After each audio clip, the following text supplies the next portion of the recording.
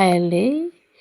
ఇదొచ్చి స్వామివారి పూజకి వచ్చారు కదండి. తూపులపాలెం ఒడ్డున, తూపులపాలెం సముద్రం దగ్గర ఇలాగ శివుడిని తయారు చేసుకొని, శివలింగాలని తయారు చేసుకొని అలా పెట్టుకొని నైవేద్యాలు పెట్టి పూజ చేసుకొని, కడ్డీలు ధూపం అవన్నీ వేసుకొని, దీపం పెట్టుకొని ఇలా తయారు చేసి స్వామివారి దగ్గరకు వచ్చారు. తర్వాత సముద్రంలో మునిగే వాళ్ళు మునుగుతున్నారు, దీపాలు పెట్టేవాళ్ళు దీపాలు పెడుతున్నారు, స్వామివారి దగ్గర పూజకు కూర్చోని వాళ్ళు కూర్చొని ఉన్నారు.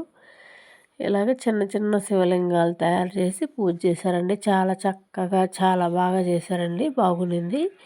ఇది స్వామివారి అలంకరణ. పూజ మొత్తం అయిపోయిన తర్వాత ఇలాగ స్వామివారిని అలంకరణ చేసి సముద్రంలో జల్దిలో కలిపేస్తారండి. స్వామివారిని తీసుకెళ్ళి జల్దిలో కలిపేస్తారు.